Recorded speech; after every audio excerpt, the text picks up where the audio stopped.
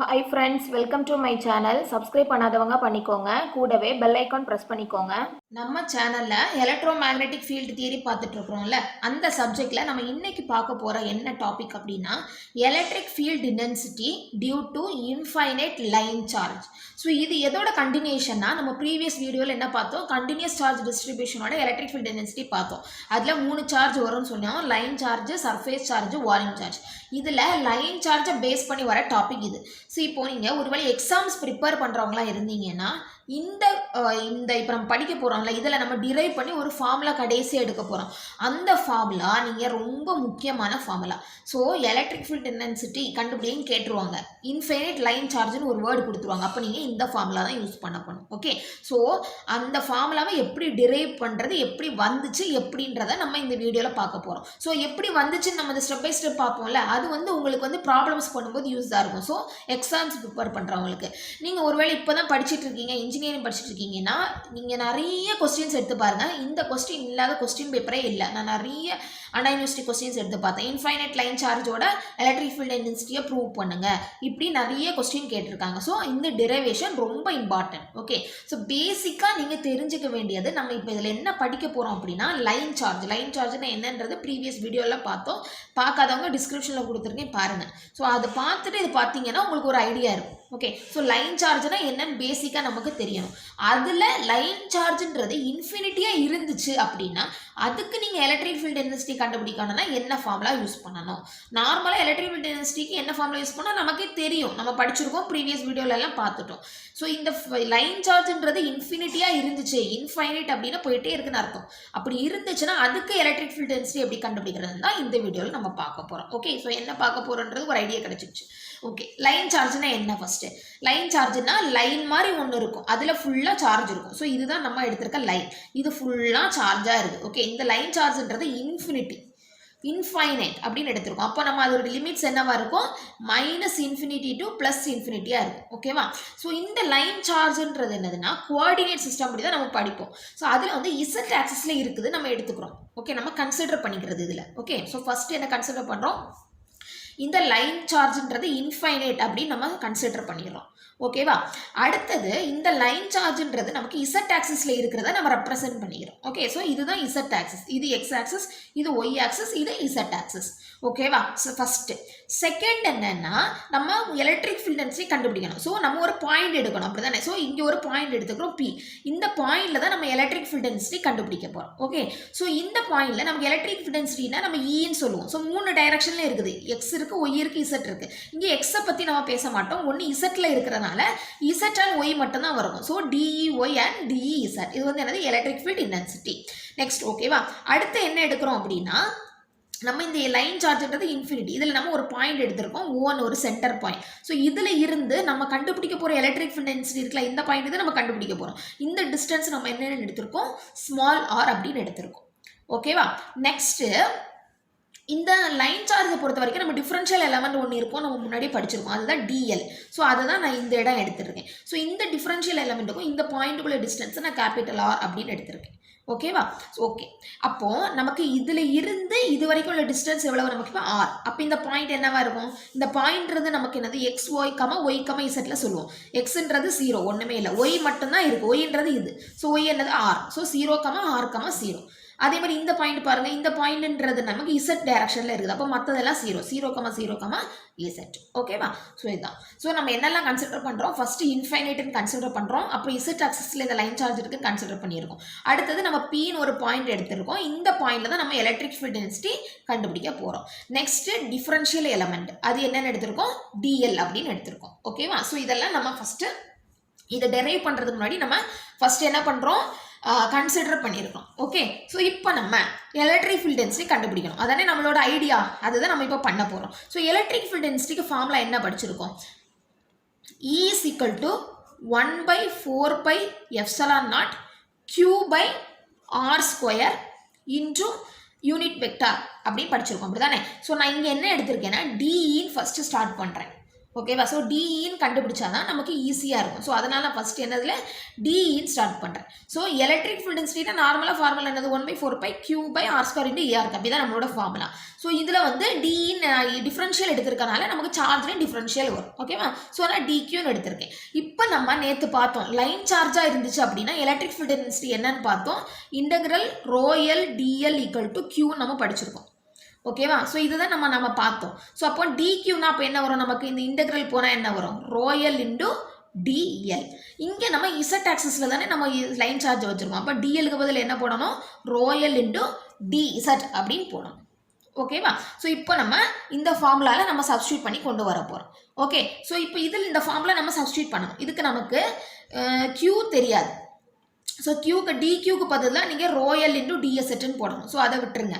அடுத்தது AR gap கண்டுபிடிக்கணும், R கண்டுபிடிக்கணும். ஃபஸ்ட்டு நம்ம இந்த ஆர் வெக்டார் கண்டுபிடிப்போம். ஓகேவா? ஸோ இந்த ஆர் கண்டுபிடிக்கணும்னா நம்ம இந்த கூலும்ஸ் லால அப்ளை பண்ணி நம்ம டெரிவேஷன் பண்ணோம்ல, அதை ஞாபகம் வச்சுக்கணும். கூலும்ஸ் லால நம்ம ஃபார்முலா அப்ளை பண்ணால் அதுதான். ஸோ ஆர்ன்றது நம்ம இப்போ பாருங்களேன், நம்ம எந்த பாயிண்ட்டுக்கும் நம்ம கண்டுபிடிக்க போகிறோம். இங்கே தான் நம்ம எலக்ட்ரிக் ஃபீல்ட் டென்சிட்டி கண்டுபிடிக்க போகிறோம். ஸோ இந்த பாயிண்ட்டுக்கும் உள்ள டிஸ்டன்ஸ் வெக்டார் கண்டுபிடிக்கணும். ஸோ டிஸ்டன்ஸ் வெக்டார்னா என்ன பண்ணுவோம், 2 பாயிண்ட்டை மைனஸ் பண்ணணும். ஸோ 2 பாயிண்ட் என்ன நமக்கு 0,r,0 மைனஸ் 0,0, Z. ஸோ இதை நம்ம ஏஎக்ஸ் ஏஒய் ஏசெட்டில் அப்போ எழுதும்போது என்ன வரும், 0ன்றது வராது. ஸோ ஆர் இன்டூ ஏஒய் இசட்டும் வராது, மைனஸ் இசட் இன்டூ ஏசட். ஸோ இதுதான் என்னது உங்களோட ஆர் வெக்டார். ஓகேவா? ஸோ இப்போ நம்ம என்ன கண்டுபிடிக்கணும், அடுத்தது யூனிட் வெக்டார் கண்டுபிடிக்கணும். யூனிட் வெக்டார் கண்டுபிடிக்க ஃபார்முலா என்னது r vector divided by modulus of r vector. So இதான் நம்மளோட ஃபார்முலா. ஆர் வெக்டார் என்னது r into a y minus z into a z divided by modulus of r vector. So இது modulus கண்டுபிடிச்சா என்ன வரும் நமக்கு, root of r square plus minus z the whole square. So அப்போ என்ன வரும், r into ay minus z into az divided by root of r square plus z square. So இந்த rல நம்ம என்ன அப்ளை பண்ணுவோம், இந்த rன்றது நமக்கு மாடுலஸ் ஆஃப் r நம்ம முன்னாடியே ஃபார்முலாவில் படிச்சிருக்கோம், அப்படிதானே? ஸோ வெக்டார் ஃபார்ம் கூலும்ஸில் படிக்கும்போது நீங்கள் படிச்சிருப்பீங்க. ஸோ ஆர்ன்றது இந்த மாடுலஸ் ஆர் கண்டுபிடிக்கிறோம், அதுதான் நம்மளோட ஆர். அப்போ ஆர் ஈக்குவல் டு என்னது, root of r square plus z square. ஓகேவா? ஸோ இப்போ பாருங்கள், இந்த ஃபார்முலாவில் அப்ளை பண்ண நமக்கு எல்லாமே தெரியும். டிக்யூன்றது என்னன்னு பார்த்து வச்சுட்டோம், ஆர்னா இதில் கண்டுபிடிச்சி வச்சிருக்கோம், நான் இங்கே கண்டுபிடிச்சி வச்சிருக்கோம் ஆறு. அப்புறம் ஏஆர் கேப்ன்றது இன்னும் கண்டுபிடிச்சி வச்சுட்டோம். இனி நம்ம என்ன பண்ணணும், ஃபஸ்ட்டு டைரெக்டாக சப்ஸ்டியூட் பண்ணிடலாம். ஸோ பண்ணிடலாமா? அப்போ பண்ணும்போது என்ன வரும், d is equal to 1/4 pi epsilon naught dq க்கு என்ன போடணும், நம்ம ρl into dz போடணும், divided by rன்றது இது. ஸோ r ஸ்கொயர்ன்றது என்ன ஆகும், நமக்கு இந்த ரூட் கேன்சல் ஆயிரும், r ஸ்கொயர் பிளஸ் z ஸ்கொயர்னு வரும், into a r cap. A r cap என்னது கண்டுபிடிச்சி வச்சிருக்கோம், r into ay minus z into az divided by root of r square plus z square. ஓகேவா? ஸோ இப்படி வந்துட்டு இப்போ பார்த்தீங்கன்னா நமக்கு இதில் இந்த இசட் ஆக்சிஸில் தான் நமக்கு என்ன இருக்குது, நம்மளுடைய சார்ஜஸ் இருக்குது. கரெக்டாக இசட்டில் தான் நம்மளோட லைன் சார்ஜ் இருக்குது. இது இசட் ஆக்சிஸ், இங்கே தான் நமக்கு சார்ஜஸ் இருக்குது. ஸோ இப்படி நிறைய சார்ஜ் இருக்குது. ஓகேவா? ஸோ நம்ம இந்த சென்டர்லேருந்து பார்க்கும்போது இதெல்லாம் வந்து பாசிட்டிவ் சைடு, இதெல்லாம் நெகட்டிவ் சைடு. கரெக்டாக நம்ம ஆக்சிஸ் லைனில் கிராஃபில் பார்க்கும்போது இங்கெல்லாம் பாசிட்டிவ் இருக்கும், இங்கெல்லாம் நெகட்டிவ். ஸோ இங்கே எவ்வளோ சார்ஜ் இருக்கோ அதே மாதிரி கீழே உங்களுக்கு சார்ஜஸ் இருக்கும். ஸோ அதனால் இந்த இசட் ஆக்சிஸில் உங்களுடைய எலக்ட்ரிக் ஃபீல்டு என்னவாக இருக்கும், 0வாக தான் இருக்கும். ஓகேவா? இசட் ஆக்சிஸில் உங்களோட எலக்ட்ரிக் ஃபீல்டு என்ன இருக்கும், 0வாக இருக்கும். அப்போ அப்படி பண்ணும்போது நமக்கு இந்த ஏஇசட் வெக்டார் இருக்குல்ல, அது வராது. ஸோ இந்த டேர்ம் ஃபுல்லாக போயிடும். ஸோ அப்படி போனால் நமக்கு டி ஃபைனலாக என்ன கிடைக்கும், 1/4 pi epsilon naught ρl dz divided by r square plus z square. இந்த டேர்மே போயிடும். So r into ay divided by root of r square plus z square. ஓகேவா? நெக்ஸ்ட் இனி இதுலேருந்து எப்படி சிம்பிளிஃபை பண்ணலான்னு பாருங்க. இங்கேயும் ஆர் ஸ்கொயர் பிளஸ் இசட் ஸ்கொயருக்கு, இங்கேயும் r square plus z square. இந்த ரூட்டை வந்து நம்ம ஹோல் பவர் 1/2 எழுதலாமா? ஸோ இங்கே ஒரு 1 இருக்குது, இங்கே ஒரு 1 இருக்குது, 1/2 இருக்குது. ஸோ 1 + 1/2 என்ன வரும் உங்களுக்கு, 3/2 வரும். ஸோ சேர்த்து எழுதிடலாமா? So 1/4 pi epsilon naught ρl dz divided by r square plus z square the whole power 3/2 into r into ay vector. ஓகேவா? ஸோ இப்படி எழுதலாமா? ஸோ அடுத்த ஸ்டெப் என்ன பண்ணலாம், இதுலேருந்து இனி நம்ம சிம்பிளிஃபை பண்ணோம். ஸோ இந்த பக்கத்தில் என்ன வரும் நமக்கு டிஇன்னு வரும். ஓகேவா? ஸோ நம்ம இந்த டிஇ நீங்கள் போட்டுட்டோம். இப்போ நம்ம இ கண்டுபிடிப்போம். இ எலக்ட்ரிக் ஃபீல்டு தான் நம்ம கண்டுபிடிச்சிடணும். So டிஇன்றது differentiation. ஈன்னு போடும்போது இந்த பக்கம் என்ன ஆயிரும், இன்டெக்ரல் வந்துடும். So integral 1/4πε0 ρl dz divided by r square plus z square the whole power 3/2 into r into ay vector. ஓகேவா? ஸோ இப்போ இந்த 1/4πε0ன்றது நம்மளோட கான்ஸ்டன்ட். ஸோ அதை வெளியில் எடுத்துடலாம். ரோயல்ன்றது உங்களுக்கு கான்ஸ்டன்ட் தான் வரும், அதே வெளியில் எடுத்துடலாம். So integral dz into divided by r square plus z square the whole power 3/2 into r into ay vector. ஓகேவா? ஸோ இப்படி இருக்கட்டும். இப்போ நம்ம என்ன பண்ண போகிறோம்னா இன்டெகிரேட் பண்ணணும். ஸோ இதை இன்டெகிரேட் பண்ணுறதுக்கு கஷ்டம். ஸோ அதனால் நம்ம என்ன பண்ணுறோம், இன்டெகிரேஷன் நீங்கள் படிச்சிருந்தீங்கன்னா, இன்ஜினியரிங் மேத்தமெட்டிக்ஸ் 1 படிச்சிருந்தீங்கன்னா இந்த ஐடியா உங்களுக்கு தெரியும். ஸோ படிக்காதவங்க என்னோட சேனலே நான் கொடுத்துருக்கேன். Change of order of integration ஒரு டாபிக் வரும். அதாவது இன்டெகிரேஷன் பண்ணது கஷ்டமாக இருந்துச்சுன்னா நம்ம வேறு கோஆர்டினேட்ஸுக்கு மாற்றி இன்டெகிரேட் பண்ணலாம். ஸோ ஓகேவா? ஸோ அந்த மாதிரி தான் நான் இப்போ ஒன்று இதில் இன்டெகிரேட் பண்ண போகிறேன். எப்படின்றத உங்களுக்கு சொல்கிறேன். நமக்கு லைன் சார்ஜ் இப்படி இருக்கா, இதுதான் லைன் சார்ஜ் நம்ம எடுத்திருக்கோம். கரெக்டாக? இதுதான் நம்மளோட லைன் சார்ஜ். இதில் நமக்கு ஓன்னு ஒரு பாயிண்ட் இருக்குது, அதை நான் போனேன். இந்த பீன்ற ஒரு பாயிண்ட்டுக்கு தான் நான் வந்து என்ன கண்டுபிடிக்கிறேன், எலக்ட்ரிக் ஃபீல்டு கண்டுபிடிக்கிறேன். கரெக்டாக? ஸோ இந்த இங்கே கரெக்டாக வரும், இந்த இடத்துல வரும். ஓகேவா? இதுக்கு நேராக வரும். பீன்ற ஒரு பாயிண்ட்டுக்கு தான் நான் எலக்ட்ரிக் ஃபீல்டு வச்சு கண்டுபிடிக்கிறேன். ஸோ இந்த டிஸ்டன்ஸை நான் என்ன எடுத்திருக்கேன், ஆர்னு எடுத்திருக்கேன். அதே மாதிரி இங்கே ஒரு டிஃப்ரென்ஷியல் எலமெண்ட் இருக்குது டிஎல். ஸோ இதையும் கனெக்ட் பண்ணுது. ஓகேவா? ஸோ இதை நான் ஆர்னே வச்சுக்கலாம். ஓகேவா? ஸோ இப்போ நான் இந்த இசட்ன்னு இருக்கு பார்த்தீங்களா, டிஇசட். இந்த இசட்டுக்கு பதிலே நான் வேறு டேர்ம் யூஸ் பண்ண போகிறேன். இதுதான் நம்மளோட இசட் ஆக்சஸ். கரெக்டாக? இதுதான் நம்மளோட இசட் ஆக்சஸ். அப்போ இந்த இடத்த இசட்னு எடுத்துக்கலாமா? ஸோ இதுதான் நம்மளோட இசட் ஆக்சஸ். ஸோ இதை இசட்னு எடுத்துக்கலாம். இப்போ இதில் நான் ஒரு டீட்டான்னு ஒன்று ஆங்கிள் ஃபார்ம் பண்ண போகிறேன். ஓகேவா? ஸோ இப்போ இந்த டீட்டாக்கு நான் இப்போ டேன் டீட்டா எழுதுறேன்னு வச்சுக்கோங்களேன். tan theta எழுதுறேன். tan theta ஃபார்முலா என்னது, opposite side by adjacent side. அப்போ என்ன வரும், ஆப்போசிட் சைடில் என்ன இருக்குது, z. அட்ஜசன்ட் சைடில் என்ன இருக்குது, இந்த small r. So z = r tan theta. இப்போ நான் என்ன பண்ணணும், z பதில் இந்த r tan thetaவை சப்ஸ்டியூட் பண்ணணும். புரியுதா? அப்போ நமக்கு ஈஸியாக கேன்சல் ஆகி ஈஸியாக இன்டெகிரேட் பண்ணலாம். அதுக்காக நான் வந்து அதாவது டேர்ம்ஸ் எல்லாம் மாற்றுறது, சேஞ்ச் ஆஃப் ஆர்டர்னு சொல்லுவோம். ஓகேவா? So z = r tan theta வந்துட்டு, அப்போ நமக்கு இங்கே இசட்டுக்கு பதில் r tan theta சப்ஸ்டியூட் பண்ணலாம். ஆனால் dZன்னு ஒன்று இருக்குது, அதுக்கும் சப்ஸ்டியூட் பண்ணணும். அப்போது இதுக்கு டிஃப்ரென்ஷியேஷன் கண்டுபிடிப்போம். dz = rன்றது கான்ஸ்டன்ட். tan thetaக்கு டிஃப்ரென்ஷியேஷன் பண்ணால் என்ன வரும் உங்களுக்கு, secant square theta d theta. ஓகேவா? ஸோ அப்போ இசட்டுக்கு பதில் r tan theta சப்ஸ்டியூட் பண்ணணும். dZக்கு பதில் r into secant square theta d theta substitute பண்ணணும். ஓகேவா?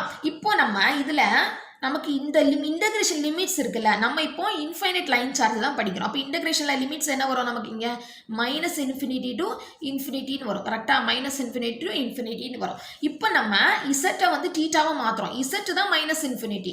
அப்போ அதே மாதிரி z = -∞ இருந்துச்சுன்னா டீட்டாக்கு என்ன வரும்னு பார்க்கணும். ஏன்னா நம்ம இந்த டேர்ம்ஸை மாற்றும் போது அதோட லிமிட்ஸே நம்ம மாற்றணும். ஓகேவா? So z = -∞. டீட்டா என்ன வரும், இதில் இசட்டுக்கு பதில் -∞ போடுங்க. ஸோ ஆர்ன்றது நமக்கு கான்ஸ்டன்ட் தான், அதை விட்டுருங்க. ஸோ tan theta தான் நமக்கு வேணும். tan வரும்போது tan இன்வர்ஸ் ஆஃப் -∞ வரும். கரெக்டாக? ஸோ tanன்றது எப்போ இன்ஃபினிட்டி ஆகும், 90 டிகிரியில் தான் tan டிகிரி இன்ஃபினிட்டி வரும். அப்போ என்ன வரும், tan ஆஃப் மைனஸ் தான் வரும். tan ∞ எவ்வளவு நமக்கு, π/2. ஸோ z = -∞ இருக்கும்போது θ எவ்வளவு, -π/2. அதே மாதிரி z ∞ என்ன வரும், θ = π/2.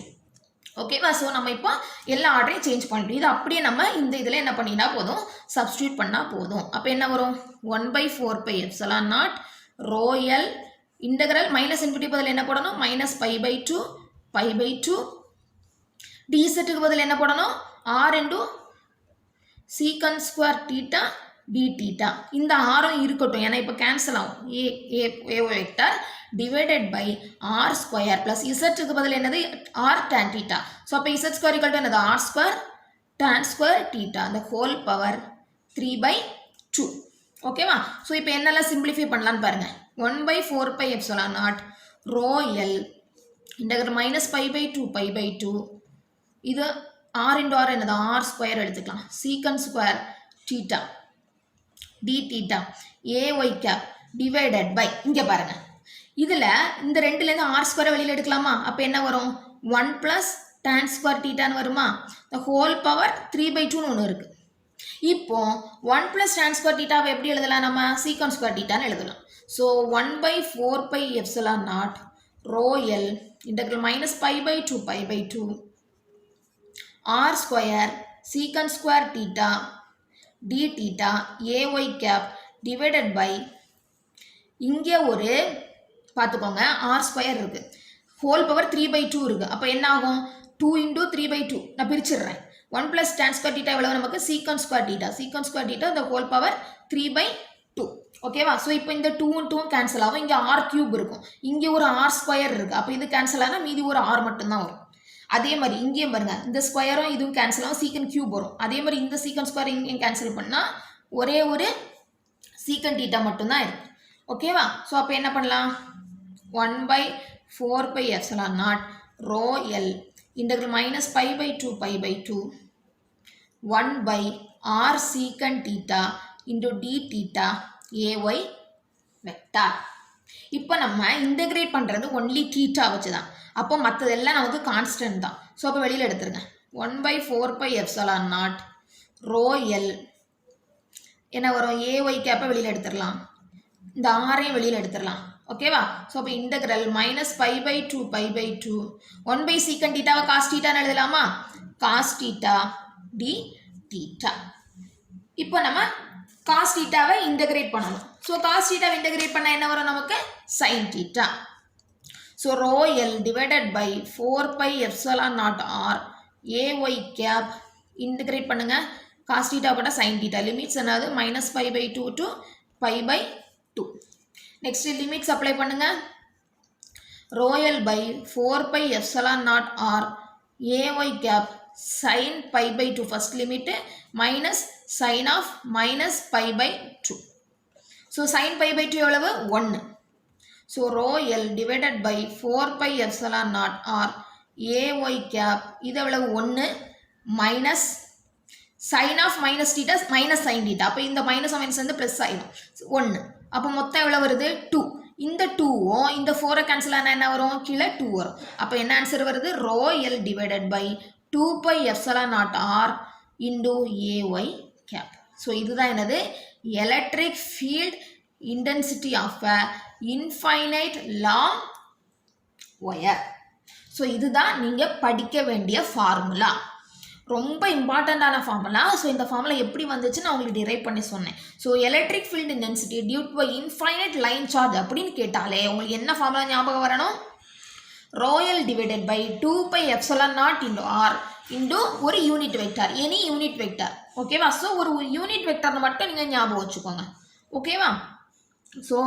இதில் rho Lன்றது என்னது நம்ம முன்னாடியே தெரியும் லைன் சார்ஜ் டென்சிட்டி rன்றது என்னது நம்மளோட டிஸ்டன்ஸ் ஓகேவா நம்ம நார்மலாக என்ன படிப்போம் 1 by 4 pi epsilon naught 0 into q by r square படிப்போம் இங்கே என்ன வருது qக்கு பதில் rho L வருது r ஸ்கொயருக்கு பதில் r வருது 4 பைக்கு பதில் 2 பை வருது அப்படி கம்பேர் பண்ணி படிச்சுக்கோங்க ஸோ இதுதான் இந்த ஃபார்முலா ரொம்ப இம்பார்ட்டண்டான ஃபார்முலா டெரிவேஷனும் நிறைய எக்ஸாம்ஸில் கேட்டிருக்காங்க ஸோ இந்த டெரிவேஷன் நீங்கள் படிக்கும்போதே நார்மலாகவே நமக்கு மேக்ஸ் ஏன் வேணும் ஏன் இம்பார்ட்டன்ட் சொல்கிறது இதுதான் எல்லாத்துக்குமே நீங்கள் மேக்ஸ் தான் தெரிஞ்சுக்கணும் இந்த பாருங்களா இந்த நம்ம டெரிவேஷன் பண்ணுறதும் உங்களுக்கு இன்டகிரலோட பேசிக் கான்செப்ட் தெரிஞ்சால் மட்டும்தான் இதை உங்களால் இன்டகிரேட் பண்ணவே முடியுது ஸோ அப்போ மேக்ஸ் எவ்வளோ முக்கியம் நீங்கள் தெரிஞ்சுக்கோங்க ஸோ நான் மேக்ஸ் நிறைய பண்ணாதான் நம்ம எல்லா சப்ஜெக்ட்லையுமே அது யூஸ் ஆகும் ஓகேவா ஸோ இந்த டெரிவேஷனை பொறுத்த வரைக்கும் உங்களுக்கு இன்டகிரல் டெரிவேஷன் கண்டிப்பாக தெரியும் இன்டகிரலோட என்னென்ன கான்செப்ட்ஸ் இருக்குது இப்போ நம்ம இதில் வந்து change of order of integration பண்ணோம் பார்த்தீங்களா இசட்ன்ற டேர்ம் எல்லாமே தீட்டாவை மாற்றி கொண்டு வந்து